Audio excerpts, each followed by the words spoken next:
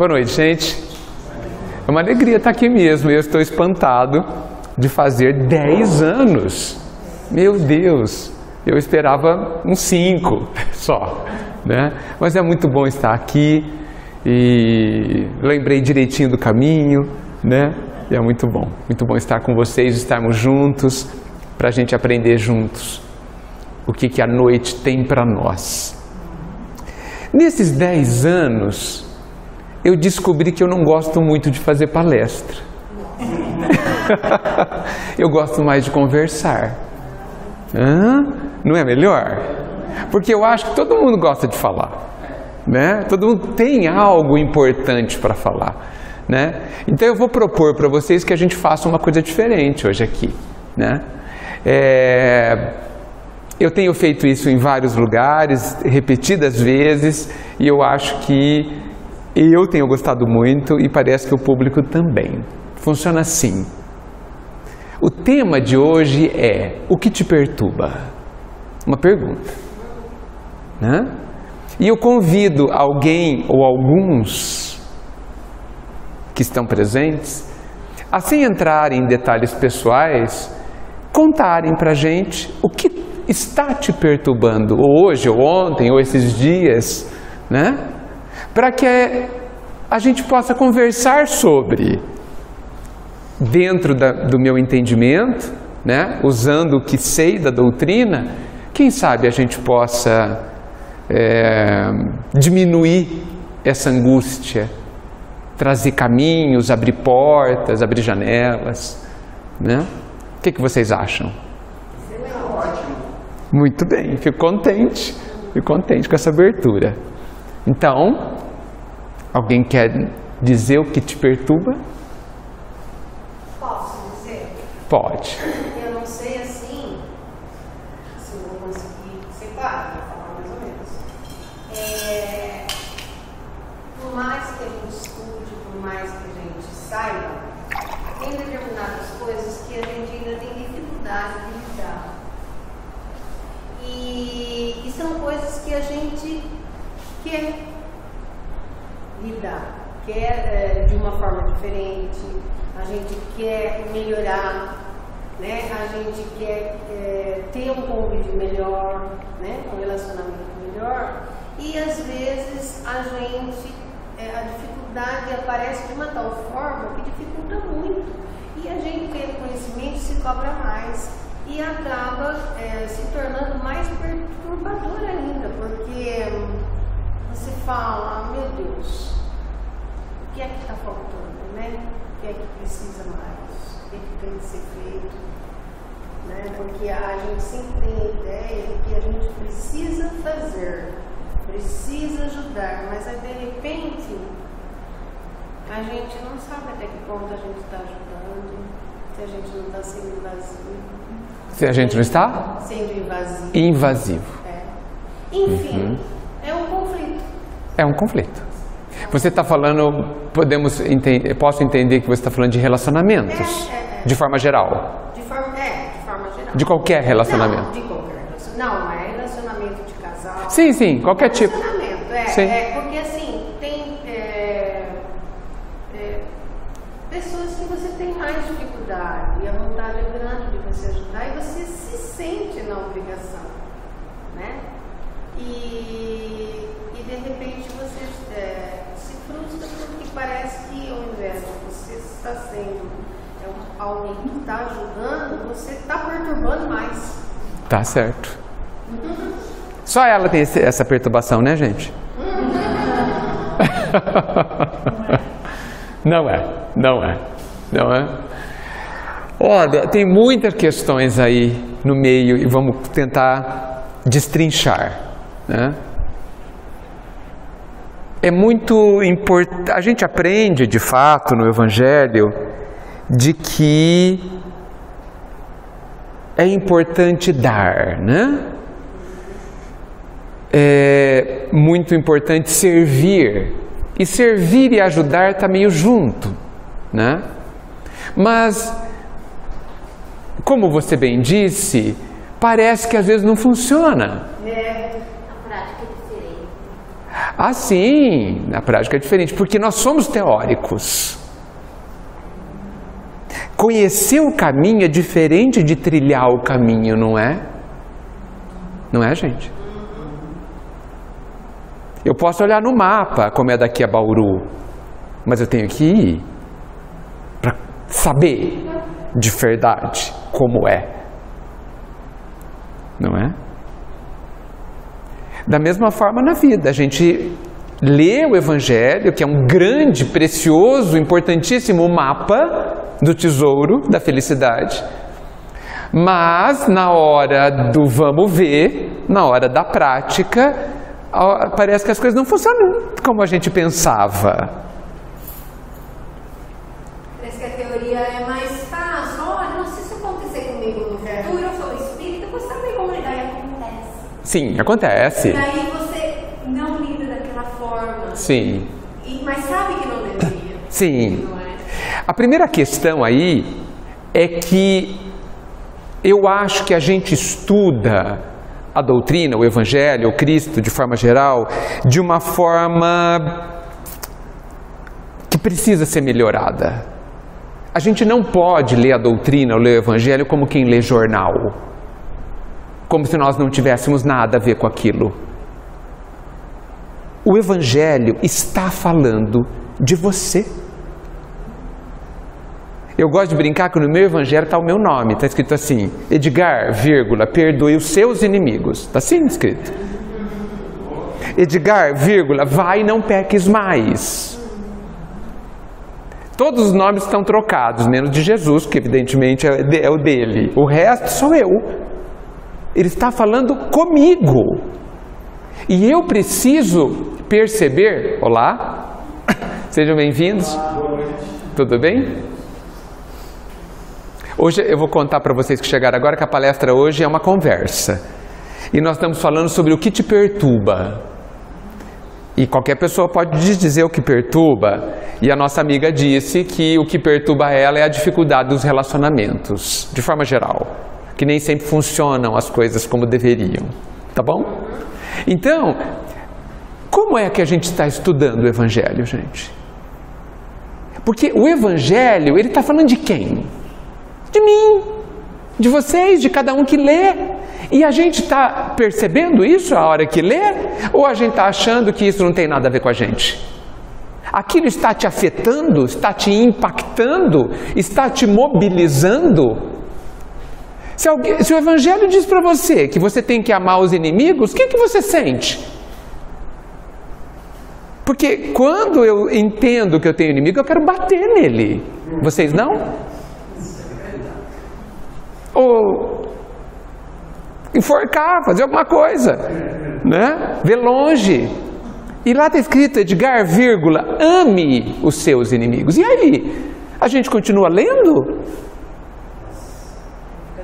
A gente continua lendo, gente. Vai para a próxima frase? Como que é possível que a gente continue? Só se não me afetar. Só se eu entender que aquilo não tem a ver comigo. É teórico, né? Exato. Estou lendo, porque quando você lê jornal, não é com você, né? Na maioria das notícias você não está envolvida. Ah, choveu e desbarrancou, não tem nada a ver comigo. Não me afeta, não me sensibiliza, não toca o meu sentimento. Será que nós estamos estudando e lendo assim? Porque quando você encontra os inimigos bem na frente, se você pensa assim, ame o seu inimigo, como? Como a gente não estudou, porque talvez aquelas leituras que a gente faça não sejam estudos, mas leituras. Então, estou dando só um exemplo, diante do amar os seus inimigos, eu tenho que me perguntar qual que é a minha dificuldade para isso. Primeiro, eu tenho que saber, ele está falando de quem? Que inimigos ele está falando? Do vizinho que está brigado comigo? Raramente. Geralmente ele está falando de alguém da família, de alguém do centro, de alguém que se encontra no mercado, no açougue, do vizinho, de alguém que muitas vezes você convive todos os dias. Porque o inimigo é uma palavra muito forte hoje em dia, né? A gente fala, não tenho inimigo. Tá bom. Ele está falando de qualquer pessoa que te contrarie. Aí já muda, né? O conjunto de pessoas que nos contraria é imenso. Não é, gente? Imenso. É disso que ele está falando. Então a gente precisa observar cada palavra e verificar como elas nos tocam. Porque o Evangelho, gente, é sobre cada um de nós. E o Evangelho, ele é a receita da felicidade. Ele não é um dever. Tanto é que nós podemos ignorá-lo, não podemos? Milhões de pessoas o ignoram, nós talvez muitas vezes também. Podemos não segui-lo, temos essa liberdade. Não somos menos amados pelo Pai por não seguir o Evangelho. O Evangelho é o seguinte, olha, você quer se curar, quer ser feliz, é só seguir essa receita. Quando você quiser. Ah, mas você não vai ficar chateado? Nem um pouco. Edgar, o Evangelho também é muita interpretação, né? Porque você pode ler 2, 3, 4 vezes e você vai interpretar de formas diferentes muitas frases, né? Por isso que é preciso estudá-lo, percebendo como ele repercute dentro do coração. Muitas vezes com o dicionário do lado. Muitas vezes se perguntando, quando ele fala inimigo, ele está falando de quem na minha vida? Vamos listar? É isso que a gente tem que fazer. Para saber que diante daquelas pessoas, eu preciso ter um preparo diferente, se é que eu quero aprender a amá-los. Se eu não quiser, se eu estou só fazendo cena, eu posso continuar agindo como eu acho. Então essa é a primeira questão. A gente precisa repensar a forma como a gente está estudando. Porque depois de 30 anos estudando um livro, a gente deveria ter aprendido alguma coisa, né? Se a gente não aprendeu, a gente precisa fazer ajustes na forma de estudar. Aprendeu alguma coisa, com certeza, mas poderia termos aprendido muito mais. E por que a gente poderia ter aprendido muito mais? Para quê? Porque eu quero ser feliz. Não há motivo melhor, gente. Não é para agradar a Deus. Deus está muito bem, gente. Ele está ótimo. Quem não está ótimo somos nós. Nós que temos que nos curar do que somos. Nós que temos que avançar. O professor já sabe. O mestre já sabe. O Jesus já é feliz, gente. Faz tempo. E nós? Cada vez que a gente estuda, nem que seja um pedacinho, a gente tem que aprender, lógico. Ali é uma teoria e a gente tem que começar a praticar, né? Porque quando você começa a praticar, você começa a mudar. Então, a gente precisa entender como é que a gente muda. Cada um é diferente do outro. A gente precisa tomar muito cuidado com tem que. Se nem Deus nos obriga, por que eu vou obrigar alguém e cobrar alguém? Por quê? Se a pessoa... Veja, a gente não precisa falar da pessoa, basta falar da gente. Por que eu não faço mais o que o Evangelho pede? Por quê? Alguém consegue me explicar? Um dia me perguntaram, olha só que pergunta interessante. Perguntaram assim, Edgar, por que você não vive que nem Francisco de Assis? Pergunta estranha, né? Não, uma pergunta estranha isso. Mas me chamou muita atenção. Ou seja, eu teria que largar todos os meus bens, que não são muitos, mas são meus. Teria que largar todos, parar de andar de carro, né? Jogar fora metade do meu guarda-roupa, por exemplo, ou muito mais. Uma série de coisas. Viver de uma forma muito mais humilde. Certo? Muito mais singela. Por que eu não faço isso? Não, boa pergunta. E a minha resposta foi porque eu não seria feliz.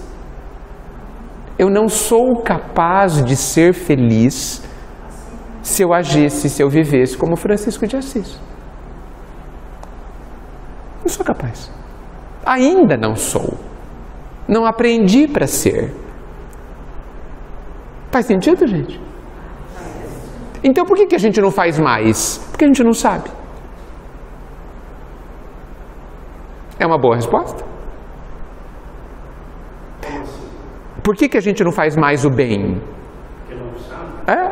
Não sabe. A gente sabe perdoar? Porque, gente, quando eu falo fazer o bem, não estou falando da cesta básica, né? Ok. Então nós estamos falando de perdoar, estamos falando de amar, estamos falando de respeitar. Por que a gente não faz isso? Porque não sabe. Ou então a gente é ruim. Não faz porque não quer. Alguém aqui é ruim? Tudo bonzinho. Duvido que seja ruim. Duvido. Duvido que haja alguém aqui que não queira fazer o bem. Por que a gente não faz então?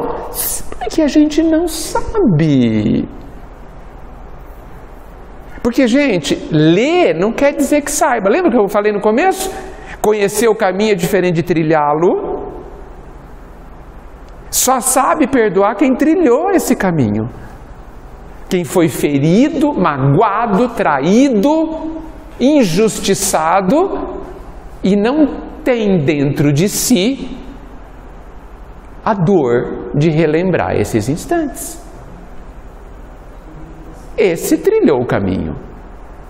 E conseguiu.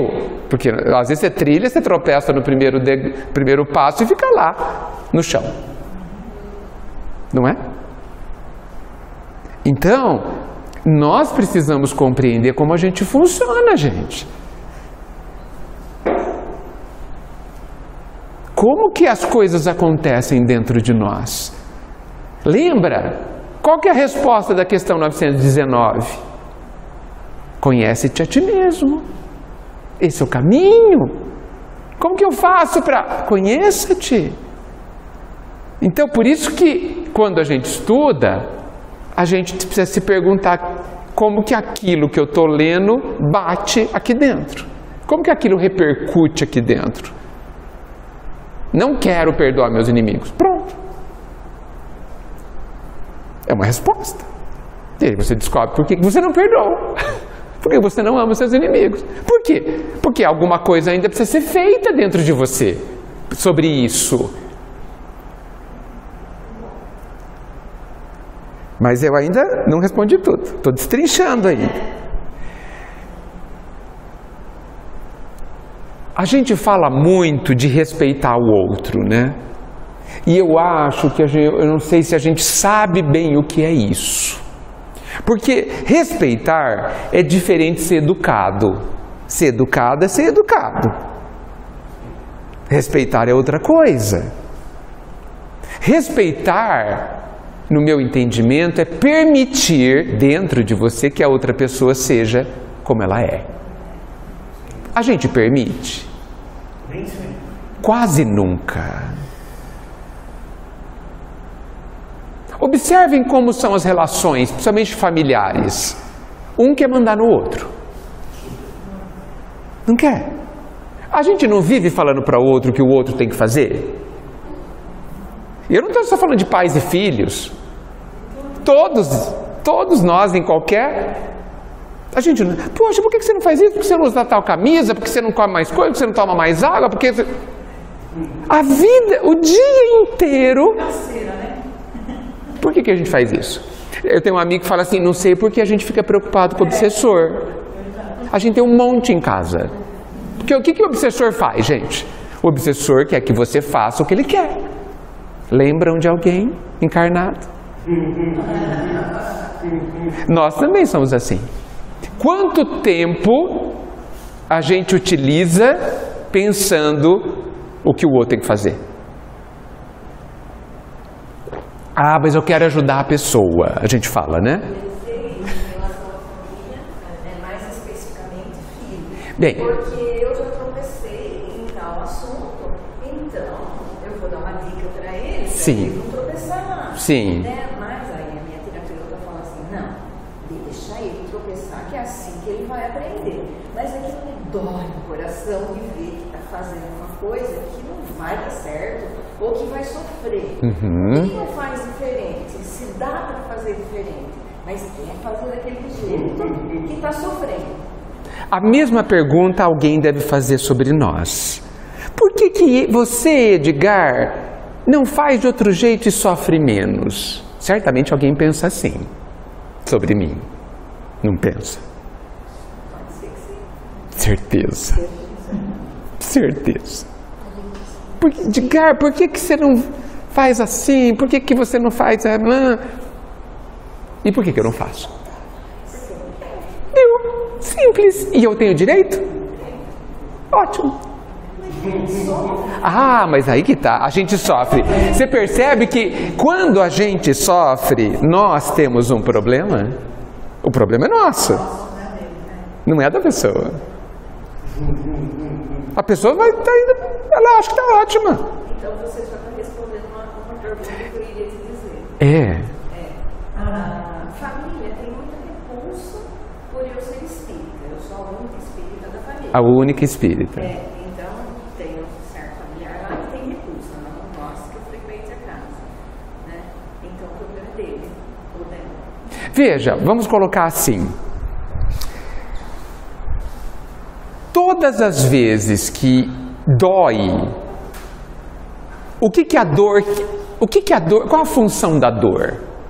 A função da dor é dizer que naquele lugar tem alguma questão a ser resolvida.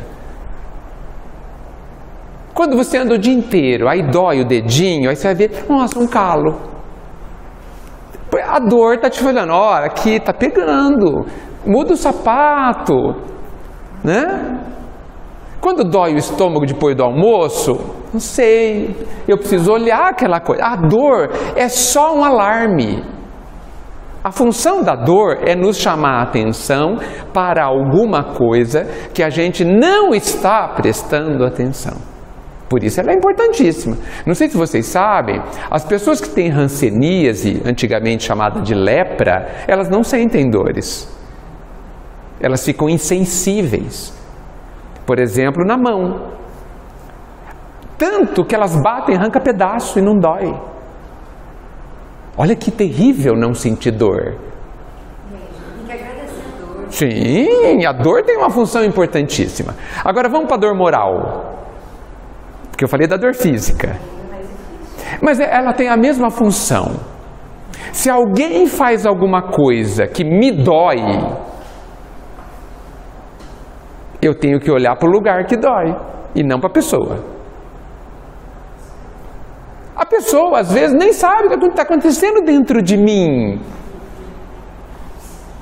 Muitas vezes, não é, gente? Muitas vezes. Então, a dor é uma seta. Olha para onde ela aponta. E ela aponta para o lugar que dói. E é ali que tem uma ferida, que tem uma cicatriz, ali que tem uma questão, uma desarmonia a ser harmonizada. E quem é que vai harmonizar? Quem? Você.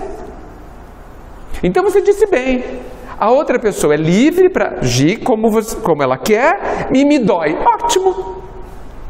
Tem um ponto ali a cuidar.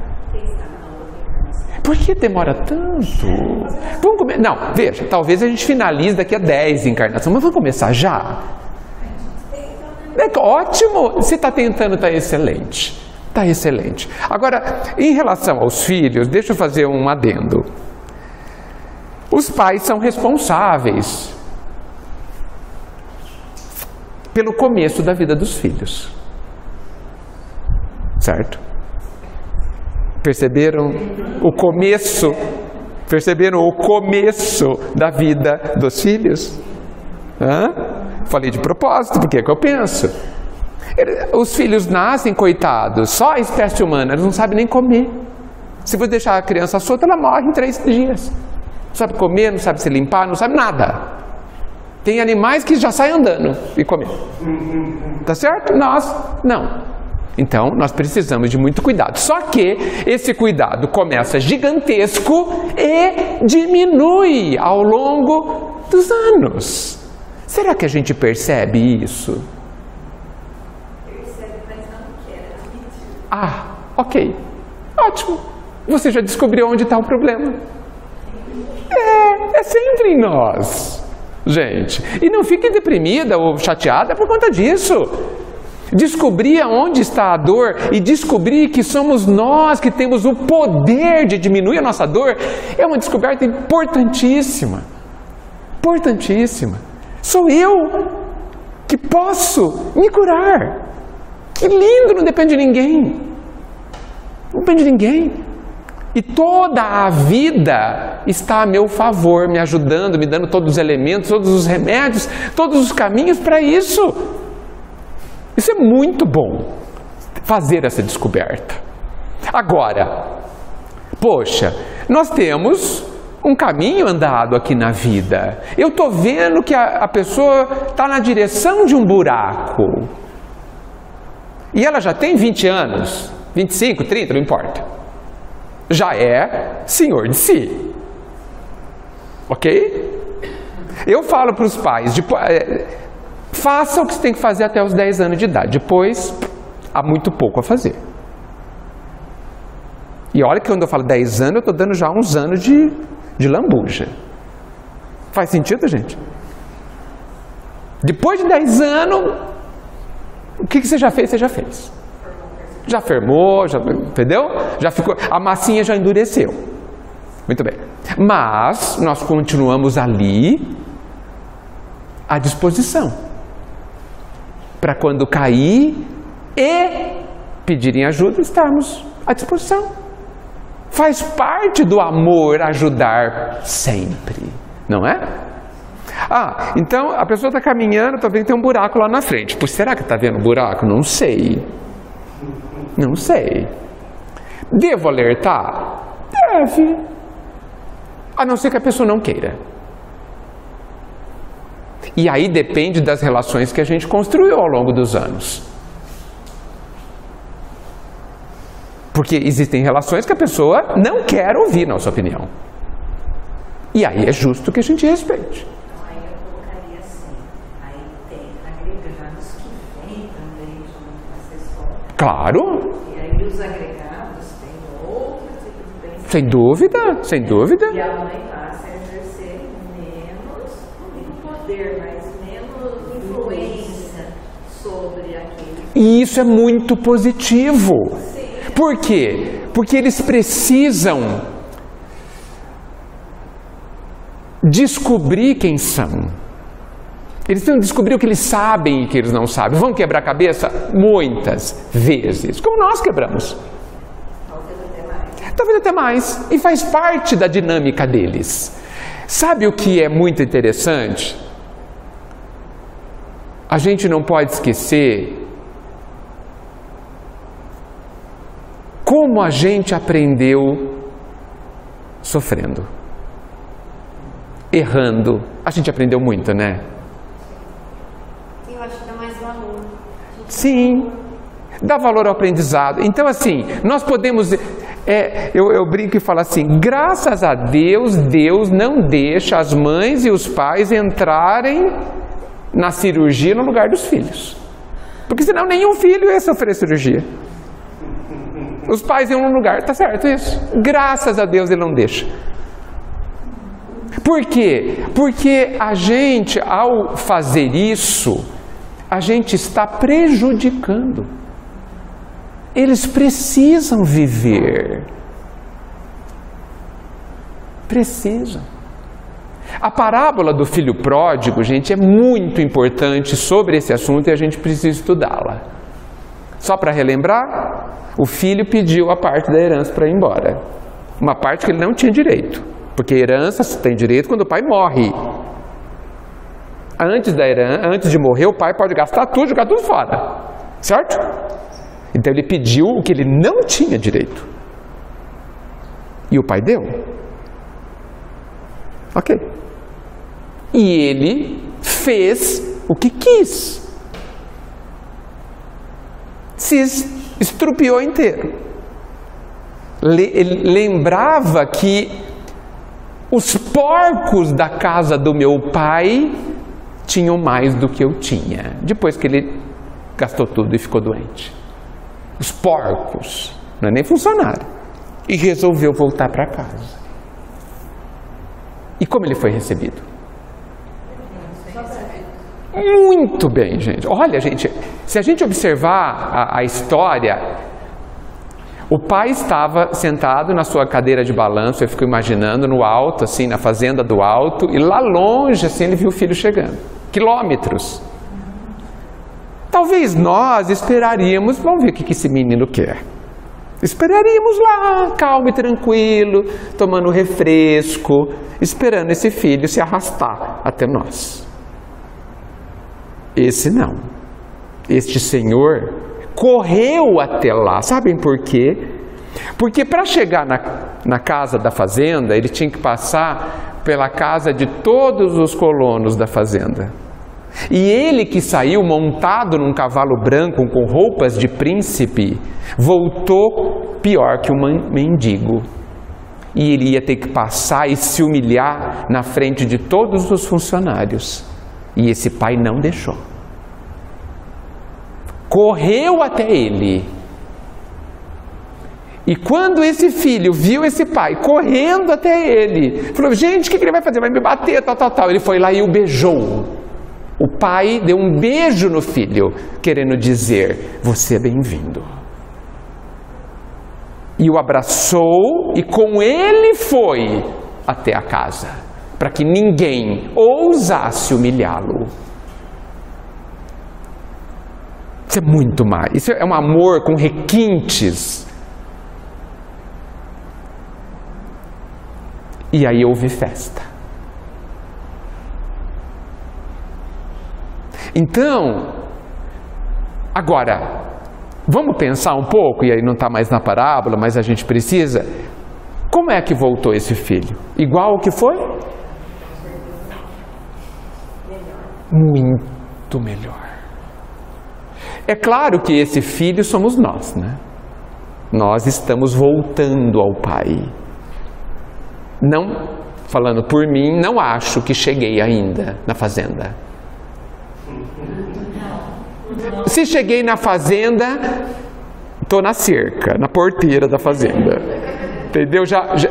Certamente posso dizer que já estou voltando.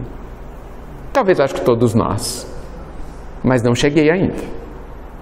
Mas já me sinto acolhido. Fiz muita bobagem, certamente, mas já me sinto acolhido, amado. Então, a gente precisa entender que muitas vezes a gente quer ajudar o outro para que a gente não sofra.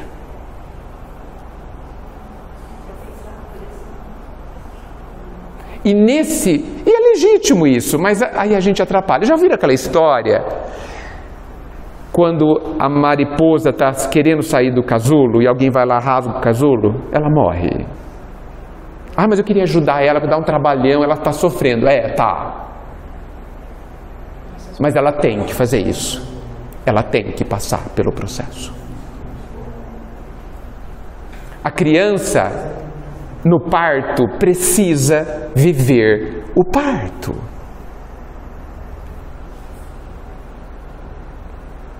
E nós sabemos que quando a criança nasce de parto normal, ela nasce muito mais fortalecida, ela tem uma série de benefícios, etc, etc. Ou seja, quando a natureza cumpre seu papel, tudo é melhor. Nós precisamos fazer o que é possível, dar os alertas, não podemos ser omissos. Se a pessoa não quer nos ouvir, respeitemos. Ela só precisa saber que isso é muito importante.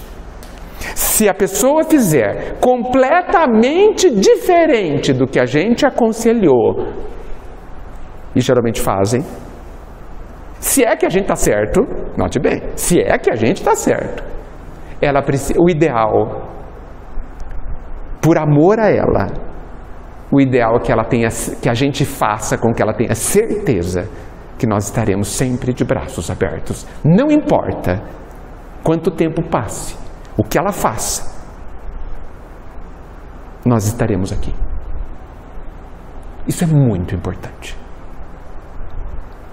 Isso é respeito.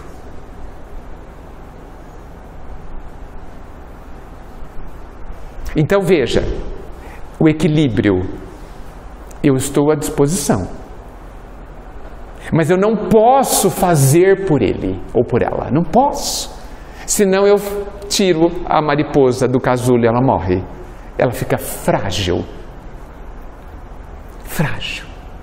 Eu acho lindo quando eu vejo uma mãe onde o filho pequeno, às vezes com deficiência física, a mãe fala, pode comer.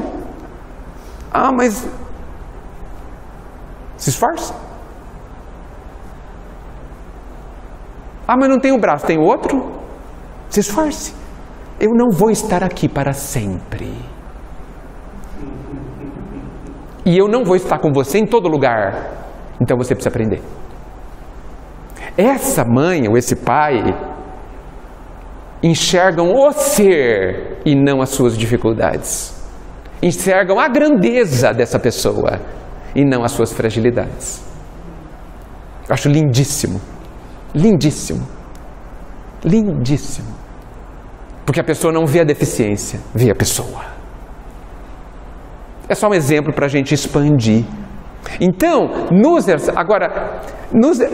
eu recomendo para a gente refletir sobre os relacionamentos, lermos o capítulo Joana de Cusa, do livro Boa Nova. Joana procura Jesus para reclamar do marido. Você vê que a coisa é antiga. Não me consta que algum marido procurou Jesus para reclamar da esposa. Você vê que nós homens temos problemas. Nós temos problemas. Não me consta, não consta na literatura que eu conheço. E ela disse assim, Jesus disse para ela, mas vocês têm que ler. Seu marido não te compreende, compreenderá um dia. E aí ele disse um segredo que vale para todos nós, não só para as relações conjugais. Não espere uvas do espinheiro.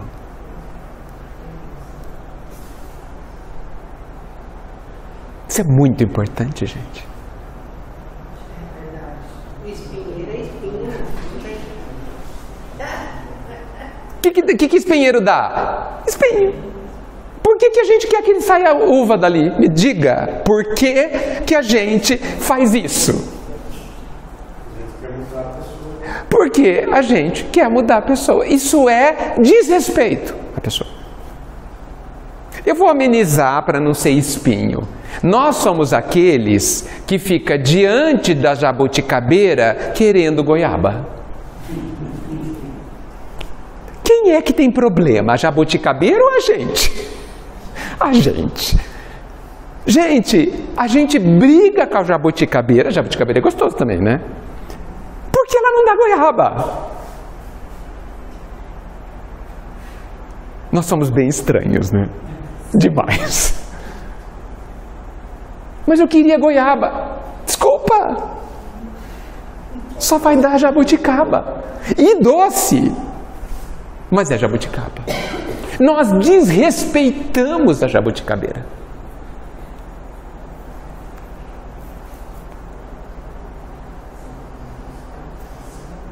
Digamos que a jabuticabeira dê jabuticabas azedas e a gente quer que dê doces. Jesus dá a receita. Não espere uvas do espinheiro. Amanhe o solo, ele diz, para que um dia os frutos sejam doces. O que é amanhar o solo? Cuidar do solo. Onde está o espinheiro? Aduba, faz ele ficar mais... Porque o espinheiro nasce em solo duro às vezes, né? Melhora o solo. Aduba, coloca água, compreenda, dê exemplo, diga como faz, fale, faça o que tem que fazer. Não te compreende? Compreenderá um dia. Quando? Ele não diz. Estudem essa lição. Bem, o livro inteiro é um livro assim que, por favor, né? Mas esse Joana de Cusa especialmente me chama a atenção. Dizem que essa Joana de Cusa é a Joana do Divaldo. É a Joana de Ângeles. E no final desse capítulo, aparece o filho da Joana, que dizem é o Divaldo. Mas eu não vou contar o que acontece. Porque a leitura é muito melhor, muito melhor. Então, gente, será que eu respondi o que você colocou? Respondeu. Em todas as relações, a gente precisa descobrir realmente o que é ajudar. E se a gente pudesse ter uma boa definição de ajudar, ajudar é quando a gente fortalece o outro e não enfraquece. Porque se a gente... Tem uma história sobre isso. Dizem que a pessoa plantava arroz e dava muito pouco arroz. Aí ele procurou alguém, sabe? Ele falou assim, aduba? Ah, legal. Foi lá, adubou, dobrou o arroz. Passou um ano, ele colocou mais adubo e aumentou o arroz. Passou outro ano, ele colocou mais adubo e aumentou o arroz. Passou um ano, ele colocou mais adubo e ele morreu. Todo o arroz morreu. Porque equilíbrio, gente. O caminho do meio e não dos extremos. A gente é aquele que lá atrás nunca ajudou ninguém e aí descobriu que tem que ajudar. A gente vai lá do outro lado e quer fazer tudo. Tudo. Que também não é certo. Porque não é para fazer. Eu me assusto quando os pais falam assim, eu fiz tudo pelos meus filhos. Eu me assusto. Porque esse tudo pode ser extremamente prejudicial. Porque a gente não pode fazer por... Olha como Deus trata a gente. Você já percebeu? Eu acho que o pai... Quando um filho, um de nós, não consegue fazer, ele move o universo para aquilo acontecer. Mas quando está no nosso alcance, ele não sai do lugar. Faz nada. Faça. Você pode. Ah, eu não posso. Pode. Eu sei que pode. E é ele que sabe, não a gente. Quantas coisas vocês já viveram e no final vocês falaram, eu não sabia que eu era capaz. Quantas? Se te avisasse antes, você ia falar, não vou nem tentar. Não é? Não, nem adianta, nem me dá isso que eu não vou conseguir. Quantas? Quase todas, né? Você viu como a vida sabia? E te deu porque você sabia que você sabia? E se não sabia, aprendeu? Essa é a nossa grandeza, gente. A gente precisa confiar no outro também. Não, é certeza que ele vai cair no buraco. Será? E se ele cair, ele não vai sair nunca. Será? Você tem que confiar no que você ensinou, né? Vê, o que a gente ensinou é uma semente. Quando ela vai nascer? Não sei. Nem quando é semente de verdade a gente sabe. Tá certo? Porque o agricultor... Ele sabe que a função dele é preparar o solo e jogar semente. E se for uma plantação grande, nem aguar ele pode. O resto é com o pai. Não é ele que faz crescer, gente. Não é ele. Ele cuida, afasta as moscas, não sei o que, só. Quem faz crescer, quem faz brotar, quem faz dar fruto é a vida.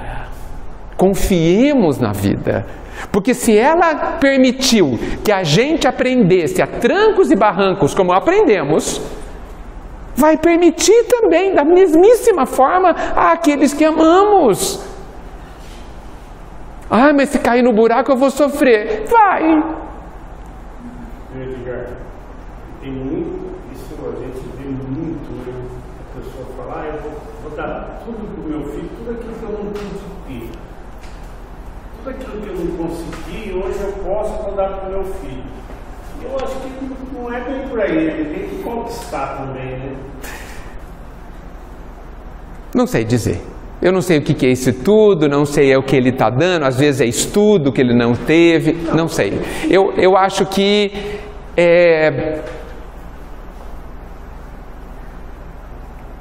a gente precisa prestar bastante atenção na nossa vida. Muita atenção na nossa vida. Porque tem coisa sem fazer. Entende?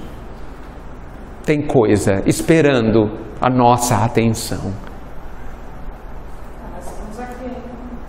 Sim.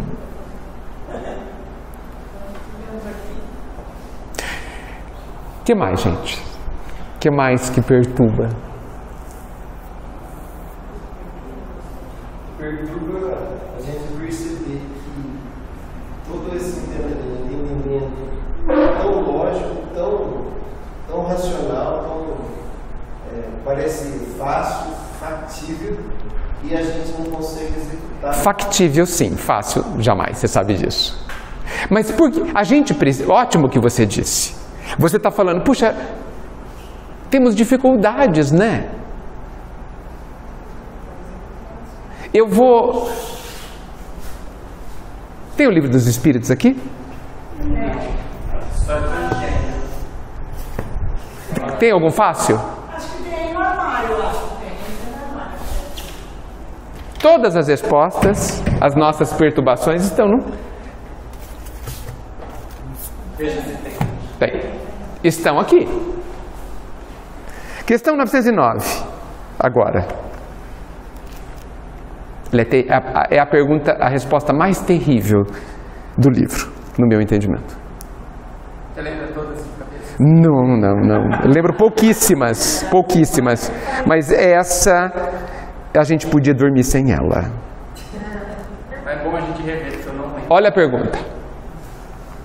Que tem a ver com a sua. O homem poderia sempre vencer as suas más tendências, o que a gente não sabe, certo? Más tendências a gente pode traduzir como aquilo que eu não sei fazer. O homem poderia sempre vencer o que não sabe, suas más tendências, pelos seus próprios esforços. Boa pergunta, né? Kardec é um grande perguntador. Então olha a pergunta para os espíritos. O homem sempre pode vencer o que não sabe, vencer suas dificuldades, vencer suas más tendências, seu egoísmo, seu orgulho, seu interesse particulares, tal, pelos seus próprios esforços. A resposta é terrível. Sim, ele começa. Só isso já é de sacudir, mas ele piora. Sim, vírgula. E algumas vezes por fracos esforços, por pequenos esforços. E a gente fala que é difícil, né? E ele está falando que não. Ele continua. É a vontade que lhe falta. E ele lamenta, finalizando. Quão poucos dentre vós fazem esforço.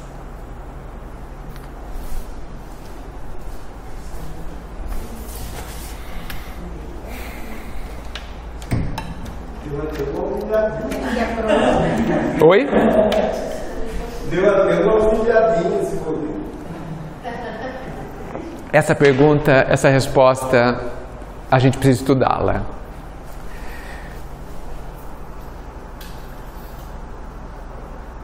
Nós precisamos entender qual é a nossa dificuldade de fazer aquilo que vai nos trazer o bem. Olha só quem está falando, hein? Isso é tão antigo, gente. Sabe o pai da medicina chama Hipócrates. Lá, aquele filósofo grego antigo, ele que inventou a medicina. Ele já era médico, mas não tinha esse nome. Então, quando os discípulos dele chegavam para ele, olha, fulano está aí, está com tal doença, posso dar esse remédio? Olha a pergunta que ele fazia pro discípulo. Pergunte para o doente, antes de dar o remédio, pergunte para o doente se ele está disposto a parar de fazer o que o adoeceu? Sim. Você não remédio a fazer efeito. Porque você não mexe na causa.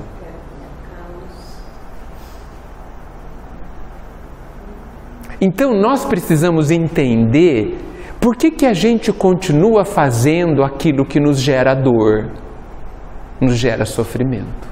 A gente precisa entender como que eu funciono, como as coisas acontecem dentro de mim. Por que o médico fuma? Ele precisa saber. Porque ninguém precisa dizer para ele que é ruim. Ninguém. Chover no molhado, gente. Ninguém precisa dar esse conselho para ele. Chover no molhado. E ele fuma. Deve ter algum excelente motivo.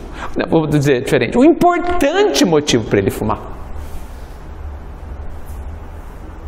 Quantas pessoas, vou dar esse exemplo, têm, por exemplo, diabetes e não se cuidam? Talvez vocês conheçam. E aí fica alguém, come isso, para de comer isso, aquela... Por que a pessoa não se cuida? Por que a pessoa não se disciplina para não sofrer os efeitos negativos da diabetes? Só para dar um exemplo. Vou dar algo mais simples. A pessoa está com uma doença qualquer, dessas passageiras, que 15 dias passa. Foi no médico, deu 4 remédios, tem que tomar de 8 a 8 horas. A pessoa não toma. Uns 2, 3 dias já não tomo. Por quê, gente? É difícil a gente chegar na causa também, não é? Eu acho, tudo tem a sua dificuldade. Mas a gente precisa enfrentar essa dificuldade. A gente precisa descobrir, principalmente quando é com a gente. Quando é com a pessoa, a gente tem mais dificuldade. Mas e quando é comigo? Por que eu não tomo o remédio que tenho que tomar? Por que alguém tem que ficar me paparicando? Eu já tenho 58 anos. Já consigo colocar uma plaquinha no lugar, consigo fazer um papelzinho, lembrete de colocar no celular. Tenho 1 milhão de métodos para não esquecer do remédio. Por que não tomo? Por que não quero? Muitas vezes, a minha conclusão é porque a pessoa não se ama. Se ama. Porque quem se ama que se cuida. Quem se ama... Exato. Quem se ama não cria dores, pelo menos conscientemente, para si mesmo. Uma imagem diferente dela mesma. Tem todo um processo interno, mas... como eu disse, é mais difícil descobrir sobre a outra pessoa. Mas e sobre mim? E sobre mim? Vamos fazer para nós a pergunta de Hipócrates. Eu estou disposto a parar de fazer o que me adoece? Do que ele está falando? Ele está falando, eu estou disposto a parar de ser ansioso?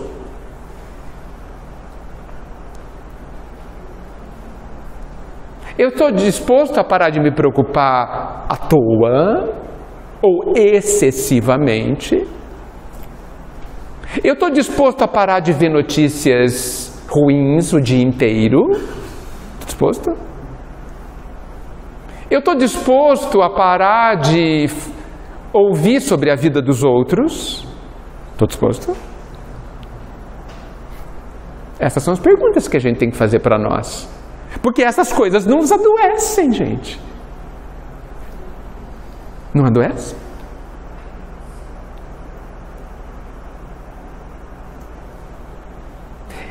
Os espíritos dizem que eles, os evoluídos, né, se aproximarem de nós, em 10 minutos eles já sabem qual é o nosso nível. 10 minutos por minha conta. Como? Pelo tipo de pensamento que a gente tem.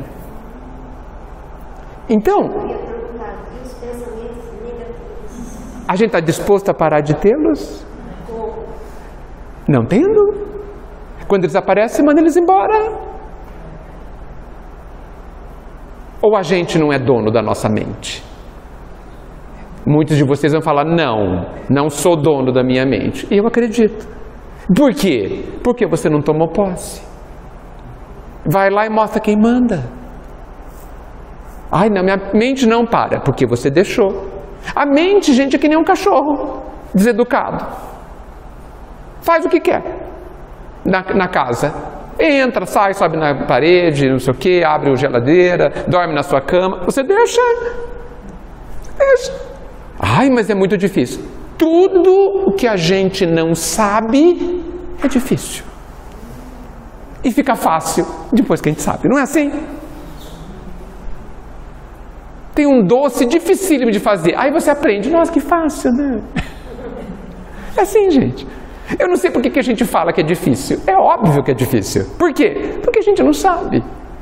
Mas aí de tanto fazer, mesmo que errando, insistindo, fica fácil. Agora, a gente gosta de ter pensamentos negativos. É tipo desenvolver software. É. A curva de aprendizado das pessoas que estão começando, elas têm uma dificuldade imensa. E a gente tem uma coisa que é do dia a dia. Sim, por quê? Porque já aprendemos. Já aprendemos. E o que a gente pensa, o corpo reage. Claro, porque o corpo é a expressão do ser. Jesus inaugurou a lei da justiça e a lei do esforço quando ele declarou: cada um terá segundo as suas obras. Do que ele está falando? De obras de caridade? Não, ele está falando de tudo que a gente faz, pensa e sente. Nós estamos construindo o nosso amanhã cedo com o que estamos pensando hoje. Vou dar um exemplo. Se alguém tiver muito preocupado, eu vou prever o futuro dessa pessoa. Ela vai dormir mal e vai ter um dia bem cansado amanhã. Estou prevendo o futuro. Olha que fácil. Continua pensando. Com desarmonia, extremamente preocupada, sem confiança na vida, sem confiança nas pessoas, sem confiança em você. E pronto. Vai ter uma noite de insônia, uma noite mal dormida, e amanhã vai ser um dia cansativo. E a culpa é da vida? De mim. A minha culpa. Minha responsabilidade. Eu que deixei os pensamentos lá. E o pensamento é tudo. A doutora der um remédio e falar para você que é bom, e você tomar aquele remédio e falar, não é bom, vai ter efeito colateral, acaba tendo. Claro. Eu já tentei duas vezes eu parei, porque eu acreditei que o remédio ia fazer mal. Sim. Daí na terceira vez, antes de tomar, eu falei, não, ele vai fazer bem, Sim. eu vou ficar bem, e aconteceu isso. A gente não Qual a tem. importância dos nossos pensamentos? Você está falando do poder do pensamento. Efeito colateral, porque na hora que eu tomei, eu falei assim, não, vai melhorar, vai ficar bom. E eu não tive nada. A primeira vez eu comecei, que é um remédio antidepressivo, comecei a ver coisas, mas era tudo a minha mente criando. Então a nossa mente tem uma capacidade assim, imensa. De construir a gente. E de construir Daí também. eu tomei a outra vez, daí comecei, eu achou que eu estava meia bêbada. Sabe, umas coisas assim, meia... Daí, na terceira vez, antes de tomar, eu falei assim, não, Márcia, vai fazer bem, você vai melhorar seu humor, você vai sentir mais disposta, você vai acordar mais alegre. Tudo isso que eu falei, parece que foi uma mágica, sabe? O remédio fez tudo isso. Nós somos mágicos mesmo. Então, o nosso pensamento nós somos mágicos, eu vou falar sério. Gente, o pensamento é criador. É criador. As coisas são como a gente pensa. Posso voltar lá no médico um pouquinho, só para fazer uma pergunta? O que pode levar, por exemplo, assim, uma pessoa que descobre que ela tem uma certa doença e não trata aquilo para que os seus entes queridos não sofram?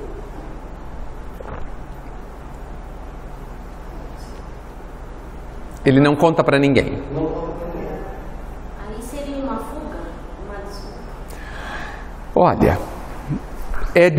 não dá para ter certeza do que a pessoa... Não dá para ter certeza. A pessoa está pensando. Muito difícil. Mas se você cuidar do seu corpo não é o suficiente, Depende. Os mártires que morreram no circo não cuidaram do seu corpo, porque eles entraram lá e foram comidos pelos leões. Eles poderiam não ter entrado, bastaria que eles renunciassem a Jesus. Mas eles não cuidaram do corpo. Cuidaram de algo mais importante. Por isso que eu falei,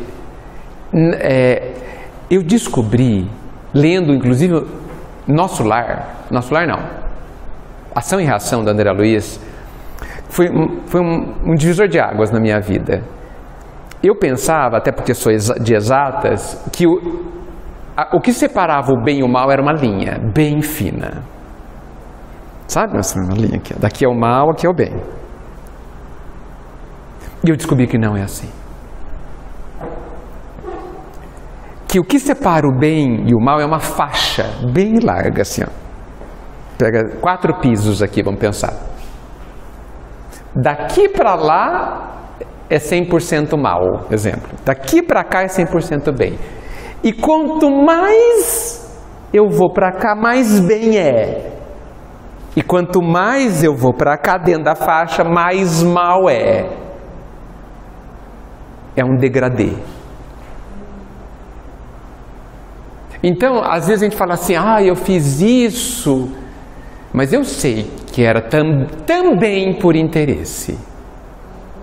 Então é ruim. Não. Porque muitas vezes a gente faz a caridade, uma parte é pela outra pessoa. A outra parte é por nossos interesses pessoais. Por que existe essa parte, vamos chamar de um pouquinho de egoísmo? Nada vale? Não vale, já é bem. Você já tirou a fome de uma pessoa. Mas tem egoísmo no meio. Por quê? Mas você está dentro da faixa. Mas se você aprende, você tem que ser caridoso, você tem que colocar em prática os seus ensinamentos que você está lendo, está aprendendo, está tentando evoluir. Então, você não está sendo egoísta, você está colocando em prática o que você aprendeu. E quando eu vou lá da cesta básica, para que me vejam fazendo bem? Isso existe, né? A pessoa está errada? Não. Ela está 100% certa? Não. Ela está dentro da faixa. Ela já não está errada, porque ela fez algo, ela tirou a fome de alguém, isso vai contar. Só que ela não é 100% certa, porque ela não fez sem nenhum interesse particular. Então, isso me ajuda a pensar, quando a gente fala, mas isso é suicídio? Não sei. Não sei. Se é 100% suicídio, assim. Ou se a pessoa está dentro da faixa.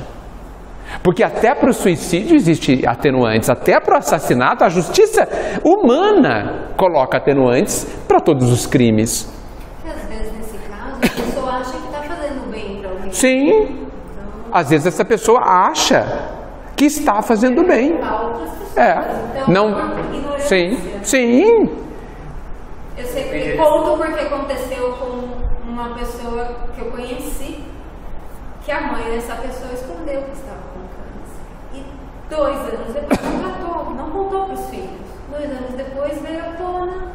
Todo mundo foi muito pior, porque a família inteira sofreu e ela veio a falecer por descuido. Sim. Mas essa senhora fez para não prejudicar os filhos, Sim. no trabalho, psicologicamente. Sim. Vou contar uma história sobre isso. Porque ela mentiu, né? Esse senhor também mentiu, né? E a gente pode mentir? Não sei. Cuidado com a faixa. Tem um livro, não vou lembrar que livro que é. Como que é o nome? É do Humberto de Campos, eu acho que é... Não vou lembrar o nome, nem do capítulo, é assim. Para finalizar, já deu 9 horas. Pai, mãe, 5 filhos, moravam numa fazenda. O pai tem um derrame, ou um infarto, morre, desencarna. Tinham dívidas. Todo mundo sabia que tinha dívidas, os filhos sabiam, filhos moços já, adolescentes para cima.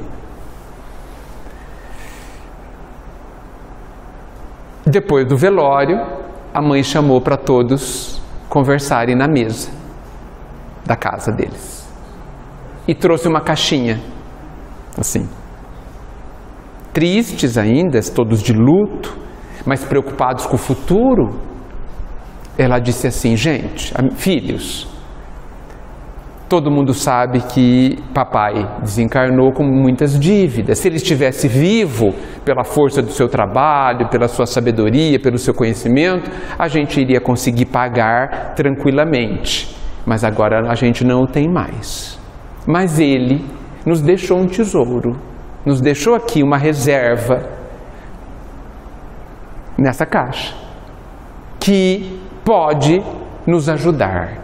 Mas eu quero propor para vocês o seguinte: não vamos usar essa reserva. Vamos trabalhar, vamos renegociar a dívida, vamos mudar, plantar mais, e vamos melhorar, e vamos... Se não conseguirmos, a gente quita a dívida com esse valor. Combinado? Todos ficaram contentes. Meu Deus, que bom!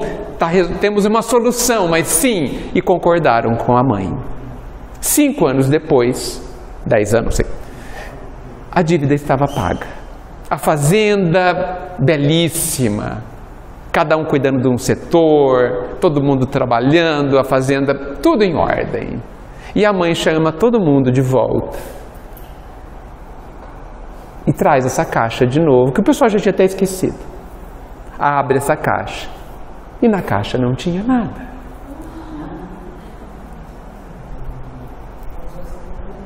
Alguém dirá: ela mentiu. Ela usou uma estratégia aí. Humberto de Campos termina, não vou lembrar das palavras, mas ele termina dizendo que a verdade não tem o direito de tirar a esperança de ninguém.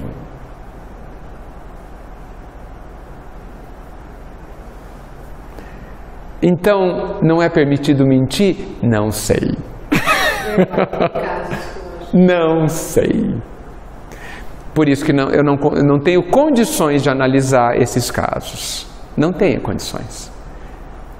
Às vezes, ele fez isso, um sacrifício à própria vida, porque iria desestruturar plenamente alguém. Não sei. Às vezes foi por ignorância, de achar que eles não seriam capazes, mas eles precisavam começar pelo tratamento, e ir se preparando, se fortalecendo. Porque se a mãe ou o pai ficou doente, isso é muito importante para toda a família. É um exercício, um teste, um aprendizado para todos os envolvidos. E quando... eu estou fazendo uma análise dos dois lados. E quando eu escondo isso, eu tiro a lição de todos. Também existe essa questão. Mas cada caso é sempre cada caso. Por isso que Jesus... não, nem foi Jesus. 500 anos antes de Jesus, Moisés já disse: não julgueis. 500 anos antes do Cristo. E só para complementar, nos 10 mandamentos, onde está escrito não julgueis, ele não está se referindo apenas a não julgar os outros. Ele também está falando para não se julgar. Ok? Mas para a gente se analisar. Eu não estou dizendo que a gente não deve submeter as nossas ações, os nossos pensamentos à nossa consciência. Sim, mas sem se condenar. Porque a gente adora se julgar e se condenar. Sendo que nem o pai faz isso. Não é? A gente se cobra muito por coisas que não têm tanta importância. Por coisas que não têm tanta importância e por coisas que a gente não aprendeu. Não é? Então a gente é um juiz bem injusto. Por isso que ele diga, se você é injusto, não julgue. E nós somos. Gente, muito obrigado por essa oportunidade fantástica de pensar juntos sobre essas questões tão importantes. Não é muito melhor assim? Sim. Que bom. Muito obrigado pelo convite. Que a paz esteja entre nós, sempre. Obrigado.